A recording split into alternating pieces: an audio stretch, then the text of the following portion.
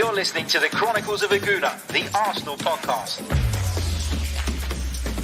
I'm Martin Tyler, and you're listening to Harry Symeou.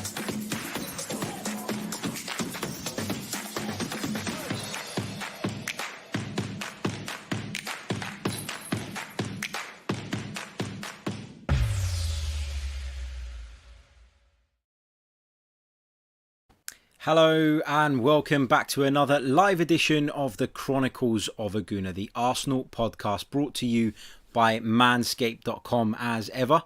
I'm your host Harry Symeou, and we're going to be looking back with a calmer head, with less emotion, with less reactionary perspective. Is that even a thing? But basically we're going to look back on the defeat at the hands of Aston Villa with a calmer head.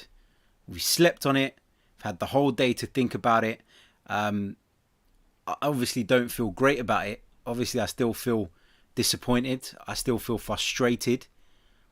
But I feel better than I did last night, obviously. Time is a healer, they say.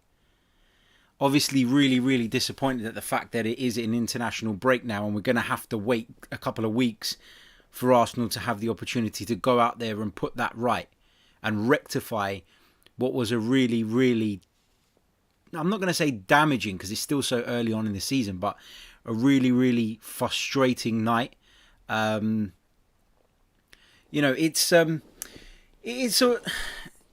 hard not to overreact to results like that, but I like to do a kind of second show the day after because I feel like then we can maybe pick up on points that we probably overlooked last night. We can be a little bit more rational in our arguments and things like that. So here I am next day, after the dust has settled, shall we say, to look back on that 3-0 defeat at the hands of Aston Villa, to try and understand what went wrong from an Arsenal perspective, to try and understand perhaps what needs to change, to discuss the Arsenal fans who have had enough and want Mikel Arteta to go, of which there are many. Rightly or wrongly, there are many out there at the moment that feel like it's time that Mikel Arteta was no longer Arsenal boss. I just want to make it clear from the very beginning that's not my view. But I will discuss it because obviously it is something that the fan base are divided on. And when it comes to Arsenal, we seem to be more divided than most as a fan base on a number of issues. Now, is that because I work in the kind of Arsenal world and I see it more? Or is it because we actually are more divided than most fan bases? I don't know. I don't know the answer to that 100%. But I've put down 5 bullet points of things that I want to discuss. And I want to get you guys' thoughts as well in the live comments. So please feel free to chip in the comments section. Let us know what you think. And I'm always happy to read out you guys' comments throughout the show, as you know. Right. Let's begin by talking about Willian. Willian was someone who came in the summer on a free transfer. I think most Arsenal fans wanted him to come in, were happy with him to come in. But a lot of Arsenal fans were a little bit worried about the terms of the contract. The 3-year contract seemed a little bit excessive. My point of view on it at the time, and so I'm not going to go back on this now, was if you want him, and that's the only way you're going to get him, then you have to do it. It was down to Mikel Arteta, it was down to Edu, whether or not they believed that Willian was worth a 3-year contract. They obviously did because they offered it to him. It was a lucrative contract, no doubt about that. It's a contract that I guess only free agents, no, not only free agents, but free agents tend to demand massive contracts because they are free agents. What are you going to do to persuade them that your club is the right one for them? And often it ends up in being either a really big contract where perhaps the terms are more favourable to the player, or you end up paying a massive signing on fee. And we know that Arsenal didn't have the money, to go out and go on a spending spree. Yeah, we bought in some players this summer, but we knew that funds were tight. And Arsenal felt like Willian was worth the wages that he was asking for and that he'd be an addition to the side. And they went out and got him. My view when we signed Willian, again, I'll just quickly recap, was very much that this is somebody who should be coming in to add experience to what, when you look beyond Lacazette and Aubameyang, is a fairly inexperienced forward line. Reece Nelson, inexperienced in comparison to some of the forwards that are playing at the other top Premier League sides. Bukayo Saka, still a kid. Do you want to have such a heavy reliance on an 18-year-old? Gabriel Martinelli, when he comes back, another youngster who, again, I think we shouldn't be putting too much pressure on. Nicolas Pepe, who is a little bit older, of course, but hasn't really settled into English football the way we'd have liked up until this point. So bringing Willian in seemed like a good idea. But I would go back to what I just said, and that is that I saw him coming in as somebody who would provide experience and a backup to those forwards, not be a player who plays every single week. And it seems as though Mikel Arteta is so keen on using Willian at every opportunity, despite the fact that he's not producing anything. He's not producing assists. He's not producing goals. You know, when you look back at his season so far, and we're 8 games into the Premier League season, I can only think of one game where I came away from it, and that was the game against Fulham, and I said Willian had a good game. Now, Graham in the comments says it's too early to write Willian off, and he's not to blame for this shit show.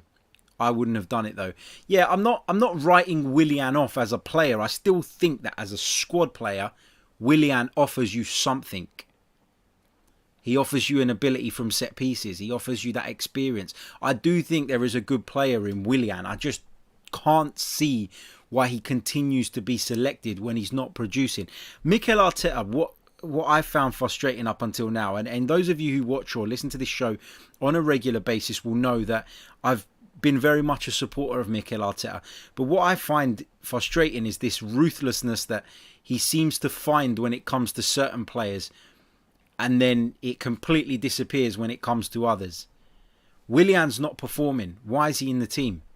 Pepe doesn't perform. He's out of the team straight away.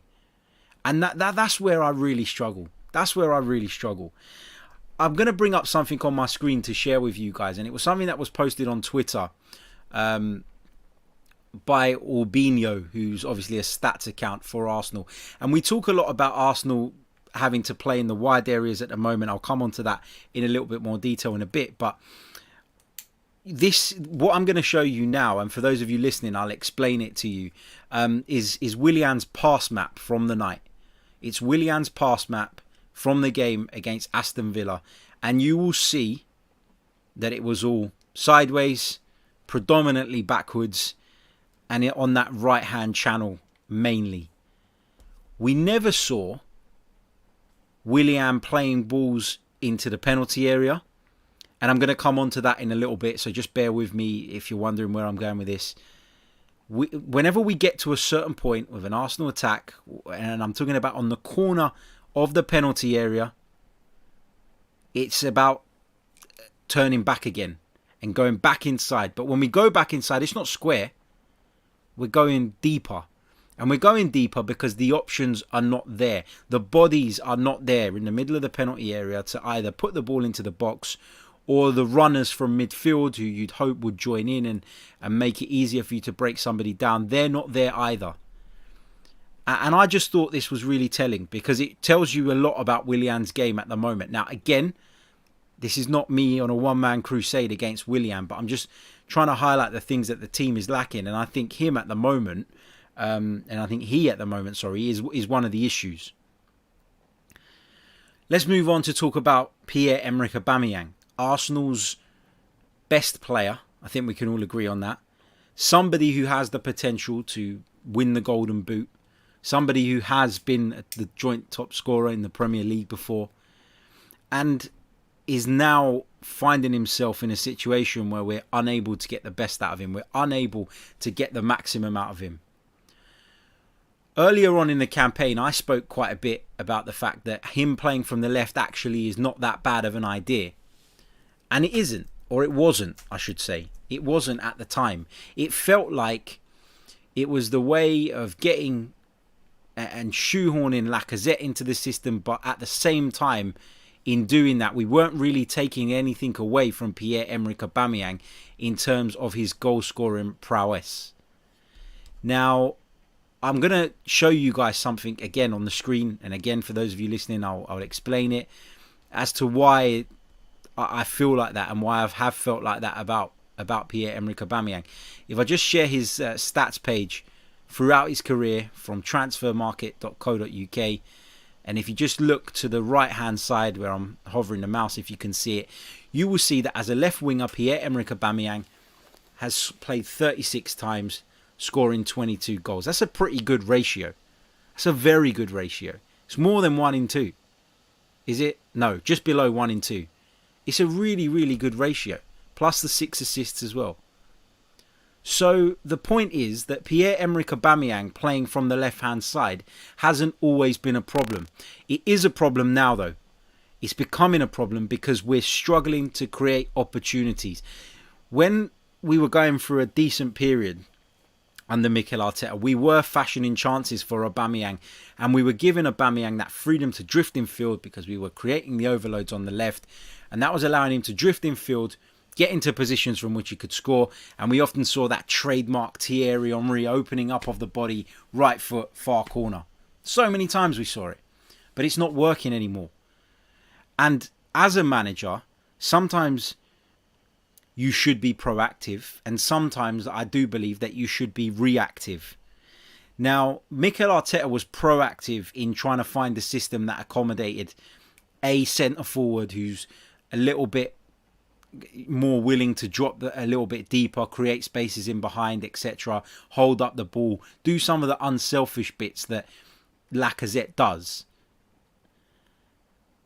But now he needs to be reactive because the way we're playing at the moment means that our biggest asset, our best player, our top goal scorer over the last couple of seasons, somebody who is arguably one of the best strikers in world football, is being cast aside and we're not getting anything out of him.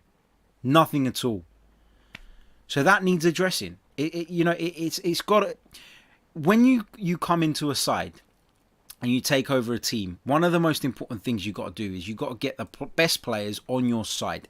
Now, I do believe that Mikel Arteta got Pierre-Emerick Aubameyang on his side when he first came in. Hence, partly the reason that Aubameyang agreed to stay with the club. But now Aubameyang must be looking and thinking, boss, this isn't working. I'm not getting on the ball enough. And when I do get on the ball, I'm not in positions from which I can affect the game. Pierre-Emerick Aubameyang is not Cristiano Ronaldo. He's not Lionel Messi. He's not going to pick up the ball on the touchline, drift inside, dance past 2 or 3 bodies and put the ball in the back of the net. That's not Pierre-Emerick Aubameyang's game. But you can guarantee more often than not that when an opportunity falls to Pierre-Emerick Aubameyang in front of goal in the right area, the kind of opportunities that have been falling to Lacazette of late and he's not been taking, Aubameyang is more likely to stick those away. So you've got to find a way of that being Aubameyang on the end of those. Now, even if it means that he jogs around for 70 minutes and doesn't hardly touch the ball but gets that one opportunity and takes that one opportunity, then that is worthwhile doing, in my view. And Mikel Arteta has to take the shackles off of that attack. Everything is so specific. Everything is so regimented. And it reminds me a little bit of Unai Emery. And I hate to say that because if you're a long-time listener or viewer of this podcast, you will know exactly what my thoughts were on Unai Emery. And they weren't very positive. But it feels like some of the similarities that we saw from Unai Emery are creeping into Mikel Arteta's side as well. This obsession with going down the flanks, an inability to create things through the middle. Now, I know teams defend generally more carefully in the middle. Obviously, you don't want to get opened up in the middle. But you got to vary it up a little bit, Arsenal. Every time we get forward, it just feels like we're relying on Tierney or Saka or Bellerin on the other side to get into those positions and to pull a ball back across the penalty area. I mean, to sum up Unai Emery's time at Arsenal, Ser Kolasinac was his biggest attacking weapon. He'd use him all the time on the left to bomb forward, get to the byline, cut balls back, and sometimes it worked. But it gets predictable and it becomes a problem, and you need to find a way of being more free, I guess. Just take the shackles off. Just be in a position where Aubameyang can go to centre forward if he wants, where Lacazette can pull out to the side if he wants, where Pepe from the other side when he plays can drift in, where Willian can drop into the number 10 role, and it's not a problem because you know that behind you, you have set up the defence, that back three with the wing backs and the two centre midfielders, the Partey, the El Neni or the Xhaka, whoever you want. You know that screen is there. You know that basis is there. Therefore, you've got to be able to then, having built that base, take the shackles off of those players who you are relying on for creativity. If everything is too regimented, if everything is set in stone, it becomes easy to defend against. If you don't move the ball quickly, you don't move the ball sharply, you're not spontaneous in your movements, spontaneous in your passes, then it becomes boring, it becomes predictable, it becomes easy to defend against. And that is exactly what Arsenal have become, and that is easy to defend against. Now, having said all of that, and having criticised Mikel Arteta today and yesterday, what I will say is nobody can take away from Mikel Arteta the fact that he has made us a more solid defensive unit. Last night, it was poor, but it was an anomaly. Going into this weekend, we had the best Premier League defensive record.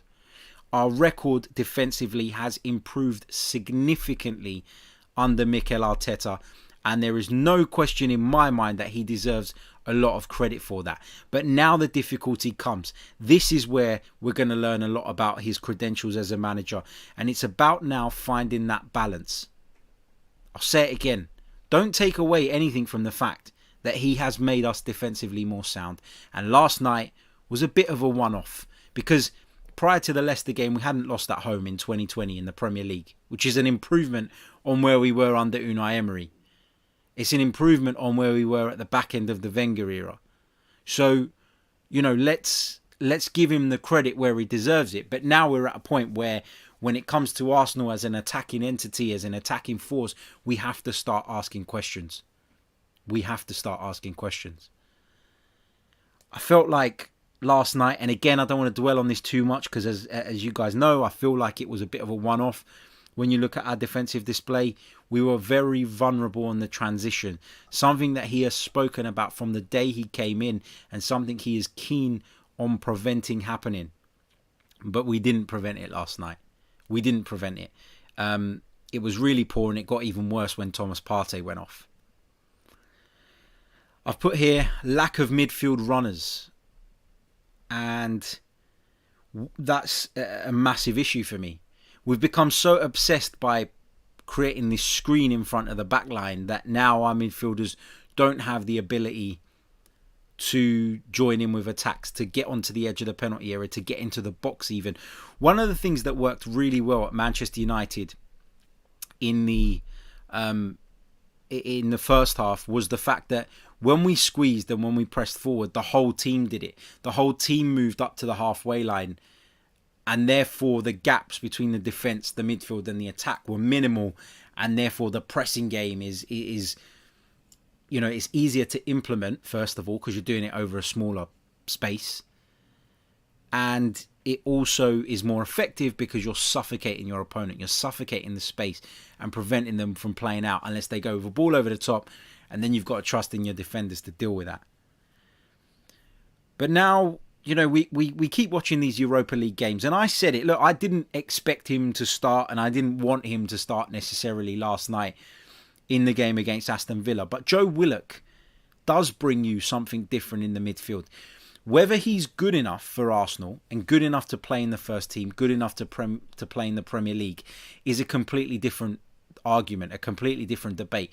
But when you clearly need an alternative style midfielder, why would you not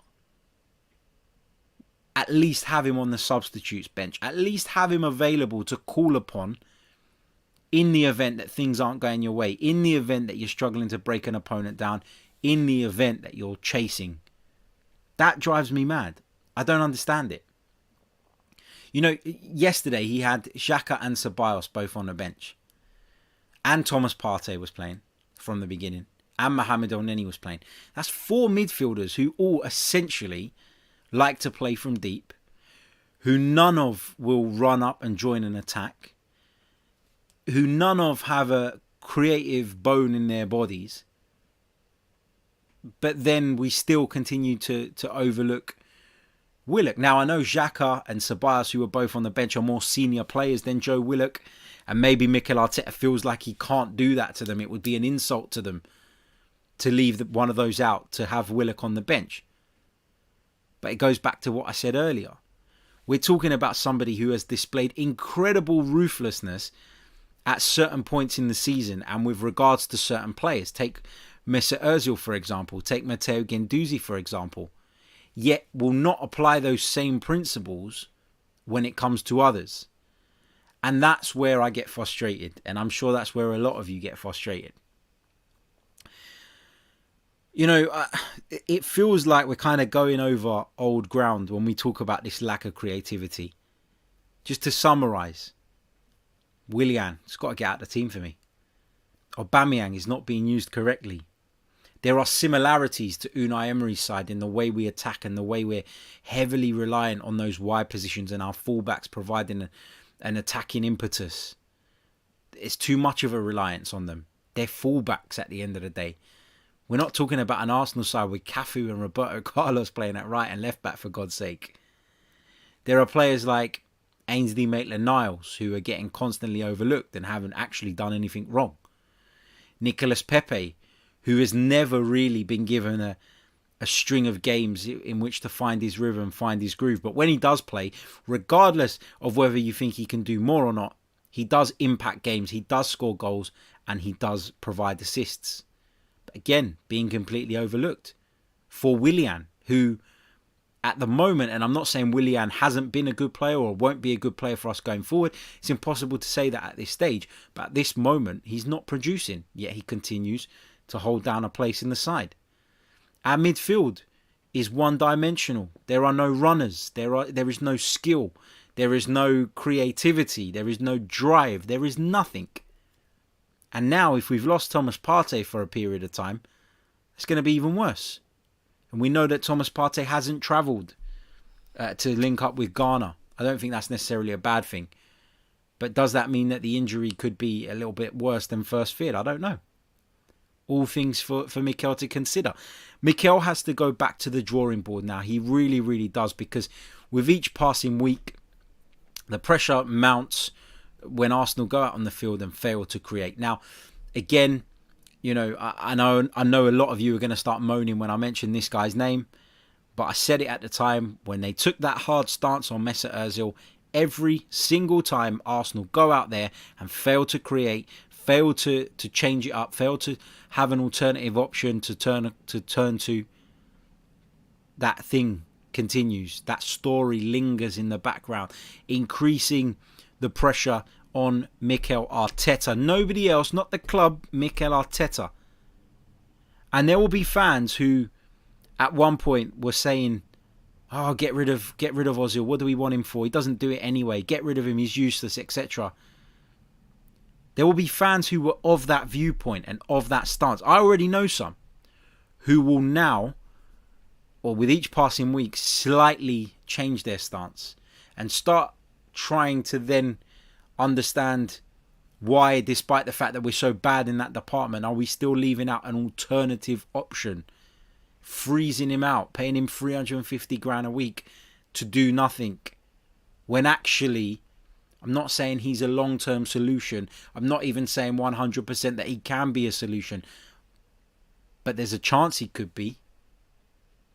And we've seen it for months that the solutions we currently have at our disposal are not going to improve in that sense, and it's a problem.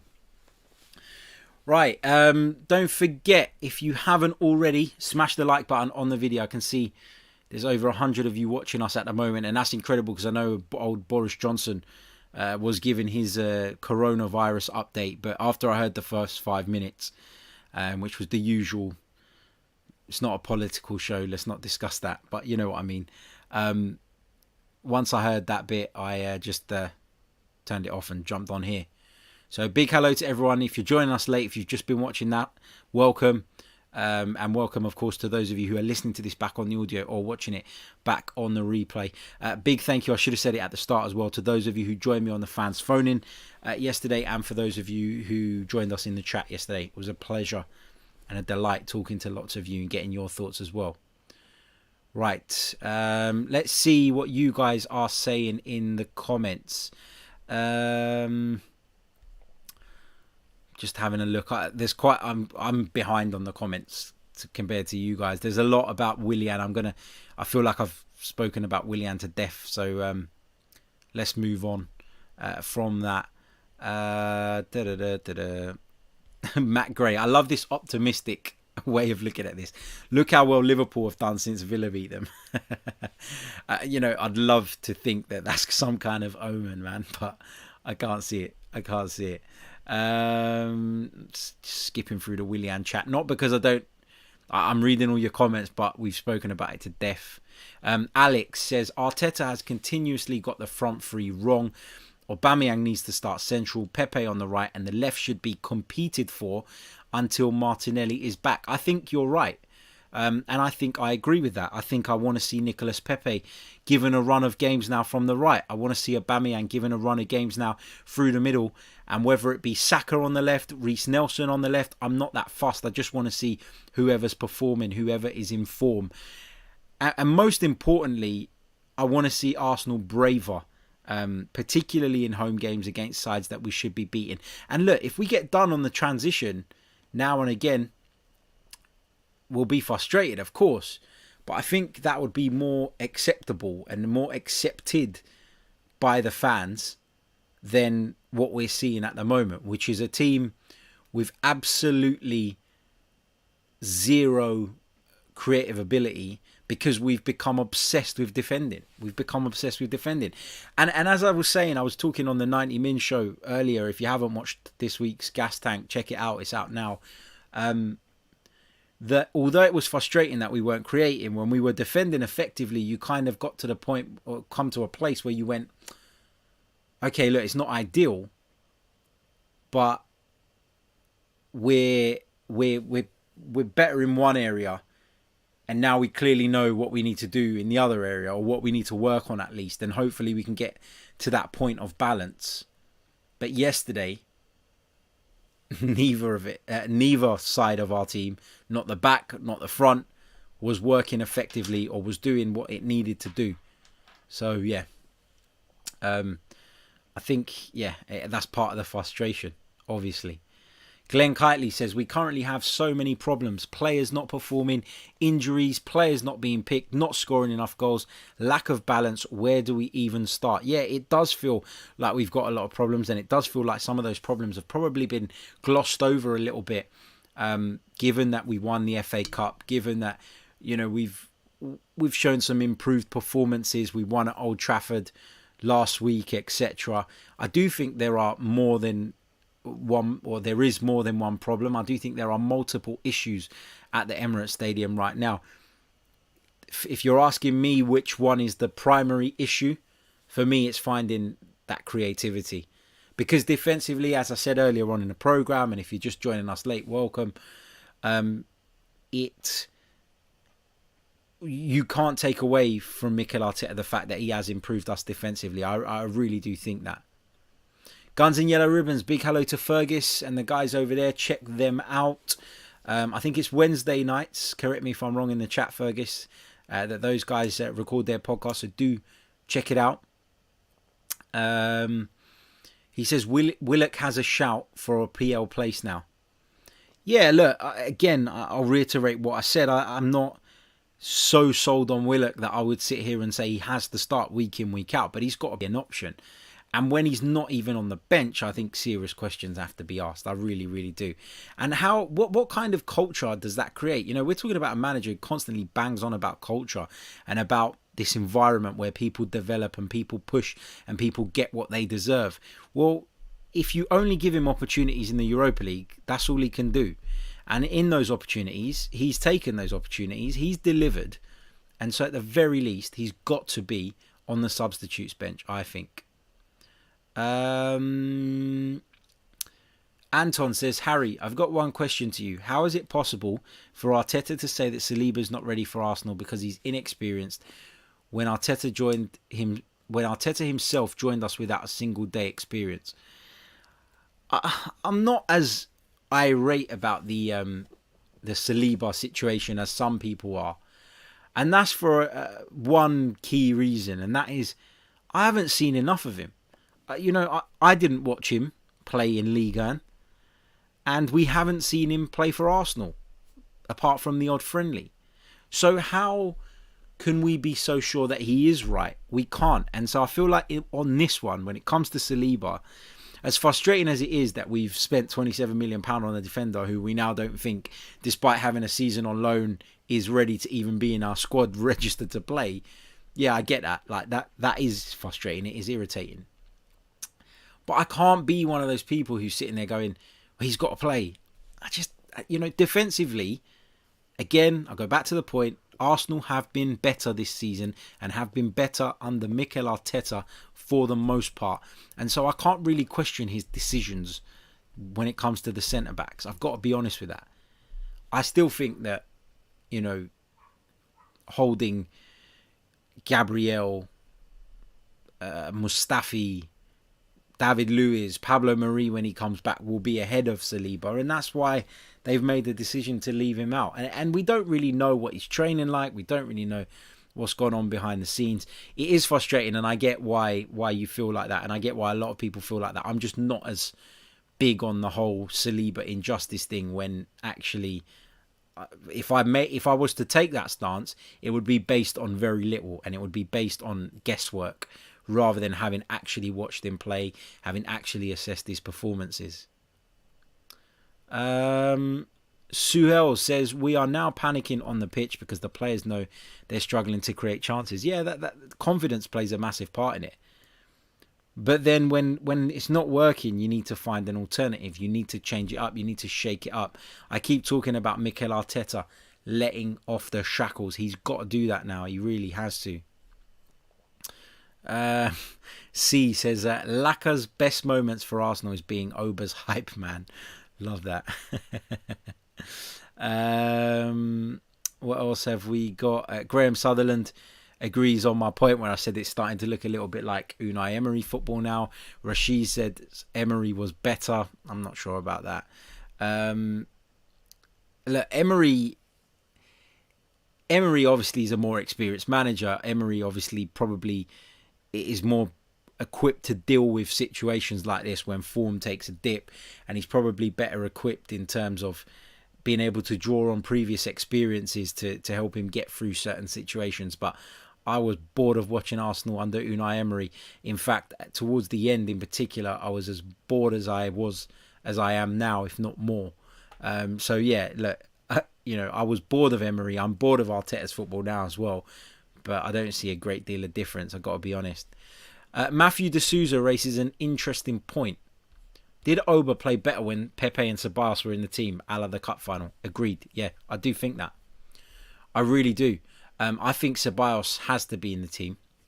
I thought that the whole point of signing Thomas Partey was to allow somebody like Ceballos to be a little bit more influential on the ball, because he gives you that extra steal, that mobility that Xhaka doesn't. El Neni played really well at Old Trafford. So again, as I said on last night's show, I'm not really going to go in too hard on the fact that El Neni played again last night, because, as I said, I'd have made some changes. I said it in the preview show. But given the result we just picked up at Old Trafford, I don't think anybody could have really been up in arms about Mikel deciding to go with the side that had just won at Old Trafford for the first time in, 14 years.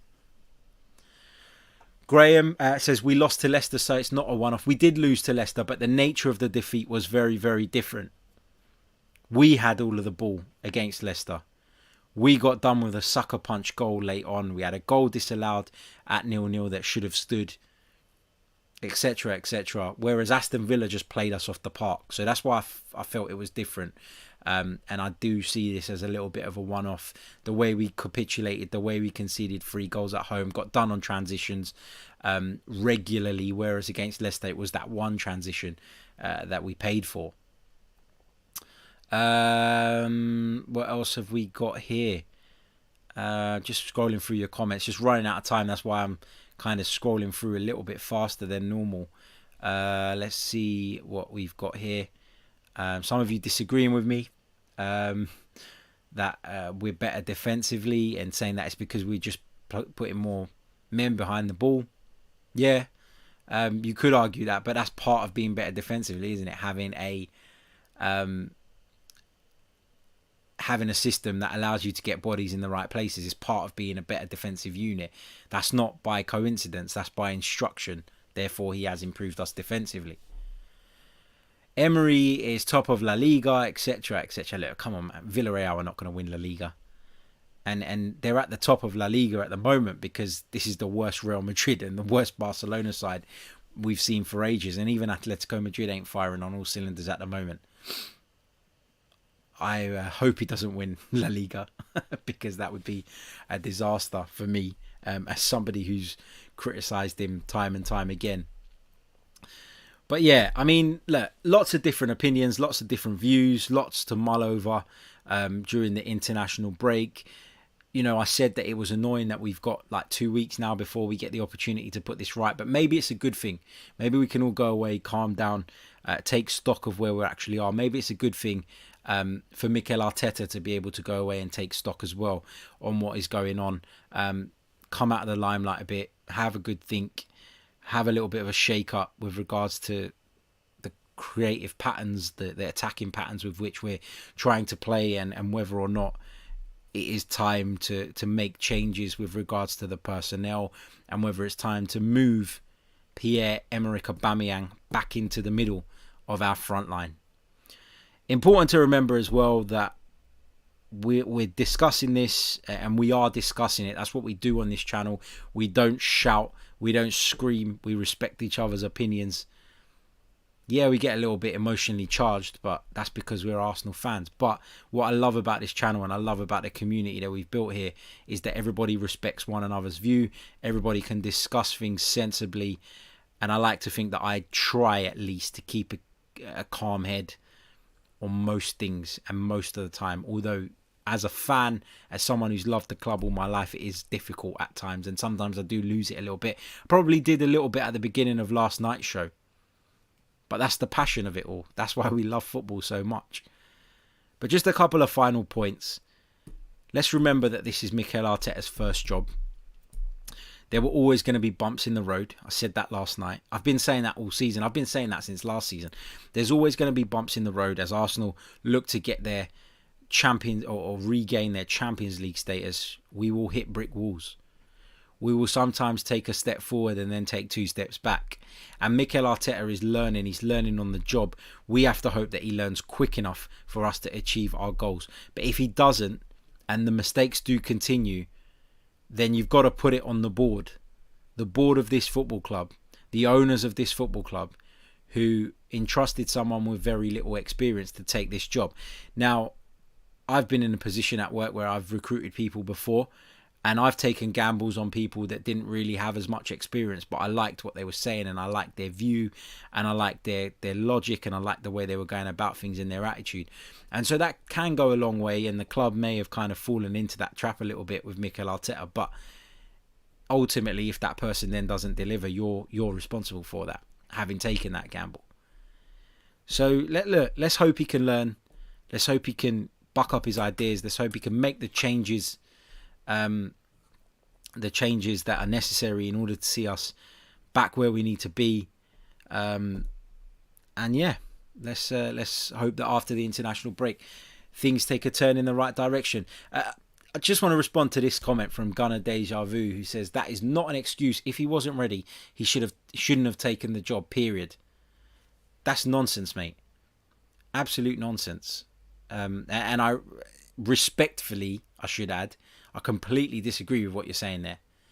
If somebody knocked on my door tomorrow and said, we want you to be the Arsenal manager, I would take the job because it's my dream job. It's what I would love to do.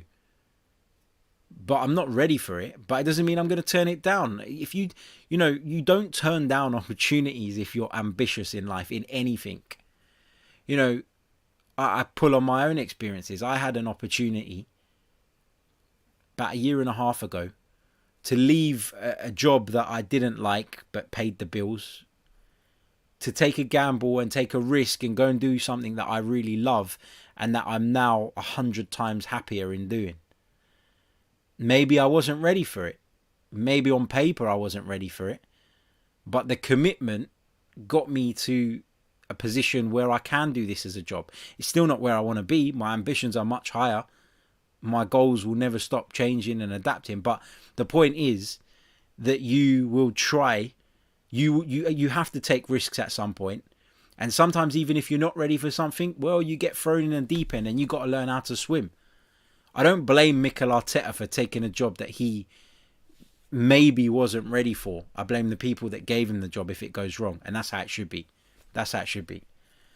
Anton also says, I'm not a fan of Arteta, but if I was in his shoes, I would have taken the job without any hesitation. That's kind of the point. Look, I get where you're coming from, Gunner Deja Vu. I really do. And it is frustrating when you watch somebody who's not quite at a level doing a job and you're sitting there thinking, actually, was this the right thing? But at the end of the day, I'll reiterate my point. If you've got ambitions in life and an opportunity comes along, you will take it regardless of whether you're ready or not. And you will try and make the best out of it. And sometimes it will work and sometimes it won't. But look, international break coming up. We're going to continue to bring you content throughout the international break. We're going to switch it up a little bit. We're going to be bringing you some player review features where we'll be discussing certain players on certain shows and looking at them in deep dive style programs. So really looking forward to bringing you guys some of that as well. Love to have another fans phone in. Love to get you guys contributing in the comments as well. Patrons, I'll be sending you a message because I want to get you guys on our Patrons podcast too. So lots coming over the next couple of weeks, and hopefully we can coast through the international break as an Arsenal community and provide each other with the therapy needed to get through a disappointing defeat like that one at the Emirates Stadium on Sunday night. Don't forget, if you haven't already, smash the like button. If you haven't subscribed, what are you doing? Subscribe to the channel, and we'll be back very, very soon with more. So until next time, take care of yourselves and stay safe. All the best. Cheers.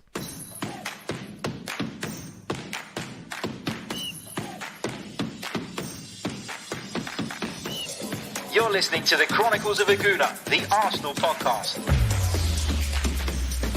I'm Martin Tyler, and you're listening to Harry Symeou.